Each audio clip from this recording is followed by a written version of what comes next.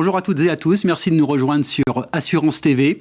2022, c'est l'année de mise en route de la réforme du courtage et qui va notamment obliger bon nombre d'intermédiaires à adhérer à une association professionnelle qui sera agréée par l'autorité de contrôle des assurances, la CPR. Nous sommes aujourd'hui avec Stéphane Fantuz. Stéphane Fantuz, bonjour. Bonjour Jean-Charles. Merci d'être avec nous sur ce plateau. Vous êtes président de la CNCEF Patrimoine et CNCEF Assurance. Et donc aujourd'hui, vous allez nous parler évidemment d'assurance. Alors, première question très simple. Est-ce que vous êtes prêt à la CNCEF Assurance pour recevoir ces nouveaux intermédiaires? Et un petit mot sur la CNCEF quand même, pour l'expliquer à nos auditeurs. Alors, merci d'abord de nous recevoir. La CNCEF Assurance, que j'ai l'honneur et le plaisir de présider, donc, est l'association qui sera dédiée aux courtiers, aux intermédiaires en assurance. Et elle fait partie d'un groupe, le groupe CNCEF, juste en quelques mots. Important. La CNCEF, c'est une organisation professionnelle qui date de 1957, donc qui a l'habitude d'accompagner effectivement les professionnels de longue date et qui, au fur et à mesure de la réglementation sur tout ce qui était la matière, je dirais au sens large du terme financière, a créé des associations. Donc la CNCEF Patrimoine, la première d'entre elles effectivement, puisqu'en 2006, le statut de conseiller en investissement financier a démarré. Et ensuite, tout naturellement, la CNCEF Crédit, la CNCEF Immobilier. Nous avons également chez nous la CNCEF France M&A, puisque c'est son nouveau nom, donc qui s'occupe de la transmission d'entreprise, et pour finir bien sûr la CNCEF Assurance, et l'ensemble regroupe déjà à peu près 2500 professionnels. Alors, est-ce que nous sommes prêts ? Oui, bien sûr que nous sommes prêts. Nous sommes prêts puisque nous avons anticipé ce sujet-là dès 2018. Parce que je vous rappelle que la directive DDA, comme on l'appelle, s'applique et s'impose à l'ensemble des professionnels depuis le 1er octobre 2018. Et nous, donc, le 1er octobre 2019, un an après, on a décidé de créer l'association. Donc l'association existe déjà depuis un peu plus de 2 ans. Et depuis un peu plus de 2 ans, on accompagne déjà à peu près 1 millier de professionnels qui ont décidé de nous rejoindre et qu'on trouvait pertinent de pas attendre le dernier moment. On a fait d'ailleurs pour ça un tour de France, quand on pouvait encore tourner et sortir dans ce pays. Okay. On a fait un tour de France et les professionnels étaient d'ailleurs ravis de voir qu'on pouvait effectivement leur apporter tous ces services-là. C'est ce qui fait d'ailleurs un certain nombre ont adhéré, nous ont rejoints. Voilà, on en est ravis. Donc la CNCF... Et juste pour finir un mot sur le fait que aujourd'hui nous sommes dans l'attente de notre dossier d'agrément, de notre agrément, puisque nous avons déposé un dossier mi-novembre. Nous avons quelques échanges avec la CPR et nous attendons, je crois que c'est pour février ou mars, puisqu'il faut le rappeler, les dates qui s'imposent à l'ensemble des professionnels, pour ceux qui rentrent dans la profession, c'est le 1er avril 2022. Et pour tous les gens qui sont déjà en place, comme c'est par exemple mon cas, ce sera pour le 1er janvier 2023 au plus tard. Ce que je voulais dire, donc un écosystème large, donc dedans, sur le plan financier, de l'industrie financière, vous avez brossé beaucoup de métiers, dont celui de l'assurance, effectivement. Rappelez pour nos auditeurs et pour les futurs courtiers et mandataires, qui, j'espère, justement, à qui ça s'adresse, très exactement. Alors, la réforme s'adresse à l'ensemble des courtiers, leurs mandataires, et tous les salariés qui exercent l'activité d'intermédiation.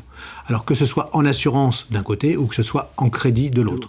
Donc c'est pour ça qu'il y a bien 2 métiers pour nous et qu'il y a bien 2 associations qui sont scindées, la CNCEF Assurance et la CNCEF Crédit. Ça représente combien de personnes aujourd'hui ? Aujourd'hui, on a à peu près un peu plus d'1 millier dans chacune des associations. Et globalement, on sait que sur le courtage et l'intermédiation d'assurance, on a à peu près 40 000 professionnels qui doivent trouver une association. Et on a à peu près 16 000 courtiers crédits qui, là aussi, doivent trouver une association dans les dates que l'on vient d'évoquer. Donc, à compter du 1er avril 2022, les nouveaux entrants dans la profession, qu'ils soient courtiers ou mandataires, doivent adhérer à une association. On est bien d'accord ? Impérativement. Il faut le rappeler. Tous ceux qui exercent aujourd'hui le courtage d'assurance et l'intermédiation d'assurance par le biais d'un mandat doivent adhérer à une association début 2023, au moment de le renouvellement à l'ORIAS. Exactement. C'est bien ça le timing. C'est la même chose pour, vous l'avez dit tout à l'heure, il y a 2 associations à la CNCEF, dans l'entité CNCEF, c'est la même chose pour les courtiers en crédit et leurs mandataires. Tout à fait. Voilà, donc ça c'est important. Alors, vous nous avez rappelé à qui s'adressait cette réforme. Maintenant, quelles vont être vos missions, sachant que vous l'avez rappelé, vous êtes une association de CIF, la CSCEF Patrimoine. Alors, on a effectivement des missions et puis on a un positionnement.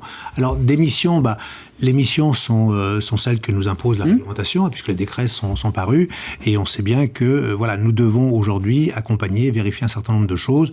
Si je les prends alors dans l'ordre ou dans le désordre, nous devons peut-être vérifier dans un premier temps, pour être dans l'ordre, l'aptitude professionnelle, donc de l'ensemble des gens qui vont demander à être agréés. Ensuite, s'assurer qu'ils ont une RCP et qu'ils ont une garantie financière qui est adaptée à leur activité. Dans le courant de l'activité, il faudra s'assurer que les 15 heures de formation sont faites pour ces professionnels-là. Qu'est-ce que j'ai oublié d'autre ? Il faudrait impérativement également que nous, associations, nous leur proposions un médiateur et que nous vérifions qu'ils aient bien choisi un médiateur, puisque la consommation du crédit oblige à un médiateur, donc nous devons le faire. Et puis, dernier point qui nous est demandé également par les textes, c'est qu'on puisse, le cas échéant, faire de l'accompagnement pour l'inscription ORIAS. C'est ce qu'on fait déjà de temps en temps. Bien sûr, les professionnels peuvent s'inscrire directement, mais ça fait partie aussi des missions. Alors ça, c'est les missions, si je puis dire, de base. Maintenant, nous, par expérience, on sait que, on ne peut pas se contenter de faire le minimum syndical, comme on dirait. Les professionnels attendent vraiment un accompagnement complet. Nous, on le voit aujourd'hui parce qu'on a entre 30 et 60 appels par jour. Et parfois, à certains moments, quand il y a des pics de fin d'année, par exemple sur la formation, la date d'échéance arrive, on arrive des fois à monter à 100 appels par jour. Donc, on voit bien que le professionnel a besoin d'un véritable service. Et c'est ce qu'on essaye d'apporter à l'ensemble de nos membres. On pourra sans doute y revenir. Et puis le deuxième point qui nous caractérise, c'est un petit peu le positionnement. On a délibérément fait le choix d'être une association qui s'adresse à l'ensemble des professions du courtage. Et je vais les nommer parce qu'effectivement, il y a plusieurs spécialités. Il y a bien sûr l'assurance IRD, qui est une des plus connues, l'assurance vie, qui est très connue également, l'assurance affinitaire, les comparateurs, les gens qui font du conseil, les grossistes et puis également les courtiers crédits qui font de l'assurance, souvent de l'assurance emprunteur. Donc chez nous, nous avons fait 7 collèges pour que les professionnels puissent parler entre eux, mais qu'au sein de la SNCF Assurance, l'ensemble de ces métiers puissent s'y retrouver. Alors justement, je reviens sur cette expérience que vous avez de la co-régulation en tant que CIF. Ça va vous aider forcément pour ces nouvelles missions.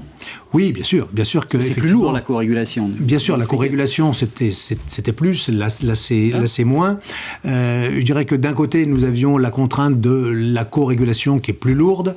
De l'autre côté, nous avons une autre contrainte qui est différente, qui est le volume. On le rappelait tout à l'heure, il y a 5000 professionnels de conseil en gestion de patrimoine, il y a 40 000 courtiers en crédit et 16 000, donc les volumes sont beaucoup plus importants. Donc ce qui veut dire que l'organisation professionnelle doit être différente, on s'est adapté, on a mis en place les moyens nécessaires pour faire en sorte qu'on puisse continuer à accompagner nos professionnels, parce que c'est notre ADN.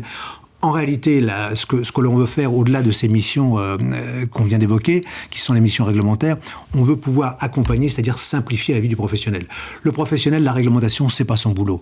Ce qu'il veut, lui, c'est pouvoir se tourner vers son métier, vers sa formation, vers ses clients. C'est ça qui doit occuper 95 ou 99% de son temps. Et nous, ce qu'on veut lui simplifier, c'est quand il a besoin d'une lettre de mission, quand il a besoin d'un document, faire en sorte que ce soit là. Je le vois à titre personnel. Quand j'ai besoin d'un document, j'appelle mon association. Quand je me demande est-ce que ma RCP me couvre bien sur ceci, jusqu'à quel montant, j'appelle mon association. Quand je cherche une formation, on a mis en place une plateforme dédiée pour ça, avec des formations, des prix compétitifs. Donc tout ça, c'est des services qu'on apporte et qu'attendent aujourd'hui, on le sait, les professionnels. On fait par exemple également des webinaires pour accompagner les professionnels pour se mettre en avant, pour qu'ils apprennent à connaître ce que sont les réseaux sociaux.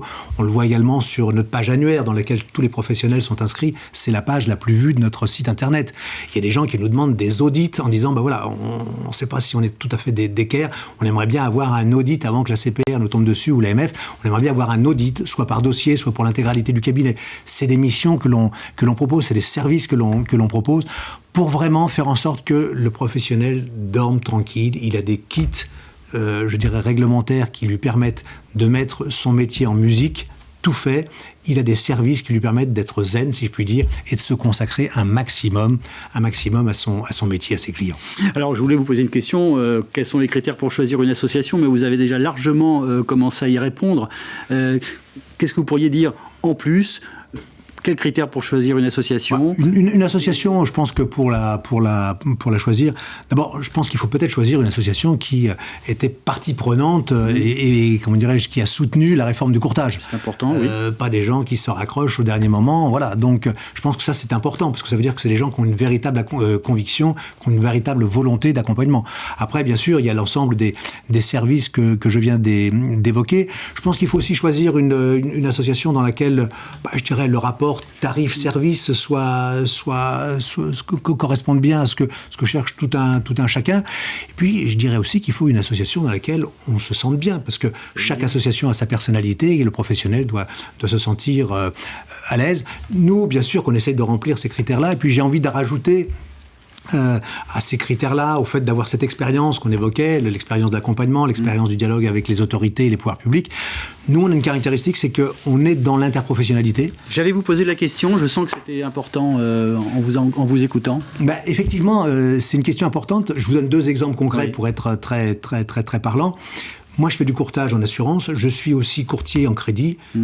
Je ne suis pas spécialisé en courtier en crédit. Quand un client me demande de lui trouver un financement, je m'adresse à 2 ou 3 confrères. Un autre exemple parlant, je sais qu'on a un certain nombre de confrères qui vont voir nos amis conseils en entreprise et qui leur disent, au fait, je suis en train de racheter un cabinet, tu pourrais pas m'aider, tu pourrais pas me dire comment ça se passe, ou alors je suis en train de vendre mon cabinet.